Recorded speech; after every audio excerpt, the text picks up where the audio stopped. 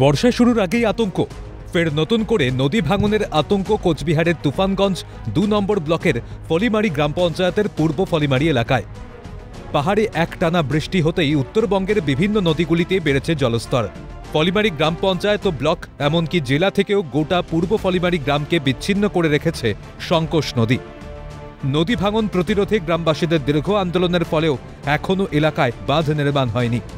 পাহাড়ের টানা বৃষ্টিতে পাহাড়ি নদী সংকোষের জলস্তর বেড়ে নতুন করে ১.৫ কিলোমিটার ভাঙন দেখা দিয়েছে। ফলে বাঁচার তাগিদে স্থায়ী বাঁধের দাবিতে প্ল্যাকার্ড হাতে বিক্ষোভ এলাকার বাসিন্দাদের। সুরাহা না হলে ভোট বয়কটের হুঁশিয়ারি দিয়েছেন তারা। ছোটবেলা থেকে দেখি নদী ভাঙন এলাকা, কিন্তু আজকে নতুন করে যে বর্ষা শুরু হয়েছে তারপরে থেকে আবার যে রাস্তা অর্ধেক চলে গেছে।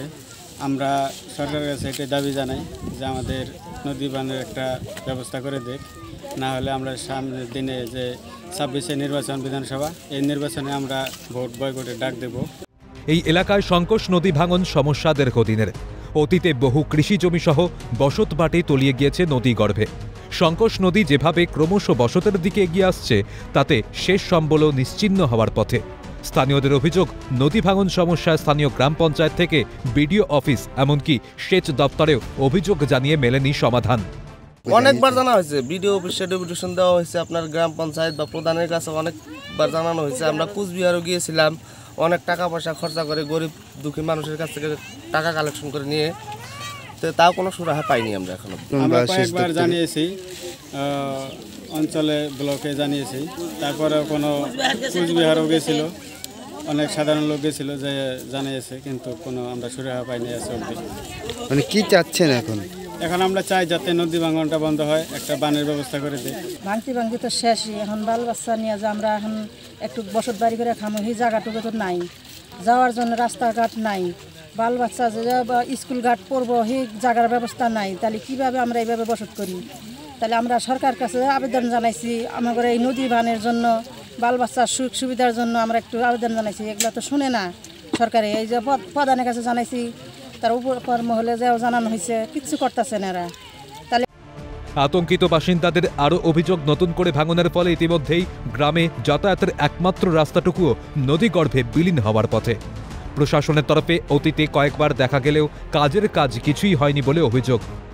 অনুমানিক মোটামুটি আপনার ৩,০০০ লোকের বসবাস, আপনার ১৫ থেকে ১৬০০ বাড়ি আছে। আমাদের খুব সমস্যা হইতেছে। আগামী মোটামুটি ১০ বছর ১১ বছর ধরে নদী ভাঙন শুরু হয়েছে।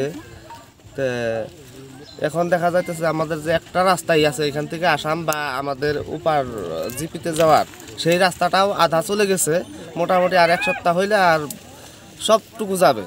এখন সরকারের কাছে আমার এইটাই অনুরোধ যে আমাদের যত তাড়াতাড়ি সম্ভব আমাদের নদী বাঁধটার কাজ যাতে করে দেওয়ার জন্য এগ্রি হন। যদিও ভাঙন রোধের দ্রুত সমস্যা সমাধানের আশ্বাস দিয়েছেন ফলিমারি গ্রাম পঞ্চায়েতের প্রধান। তো ভাঙন শুরু হয়েছে, এর আগে আমরা ইরিগেশন ডিপার্টমেন্টে গিয়েছিলাম, ওখানে চিঠি করা হয়েছে, ওনারা আমাদের আশ্বস্ত দিয়েছে। ওইখানে যে বসত বাড়িগুলো আছে খুবই করুণ অবস্থা, ওনাদের সমস্যা হচ্ছে সেটা আমরা বুঝতে পারছি। আমাদের জিপির যে ফান্ড আছে ওইখান থেকে আমাদের করা সম্ভব হচ্ছে না, কিন্তু ইরিগেশন ডিপার্টমেন্টের এই কাজটা করে দেয়, ওনার কাছে আমরা খুবই কৃতজ্ঞ থাকবো। পূর্ব ফলিমারি এলাকায় প্রায় ৩,০০০ লোকের বসবাস। বর্ষা শুরুর আগে ফের নতুন করে ১.৫ কিলোমিটার ভাঙন দেখা দেওয়ায় ভিটেমাটি হারানোর আশঙ্কায় রাতের ঘুম উড়েছে বহু পরিবারের। কোচবিহার থেকে শশীকেশ রায়ের রিপোর্ট, ক্যালকাটা নিউজ।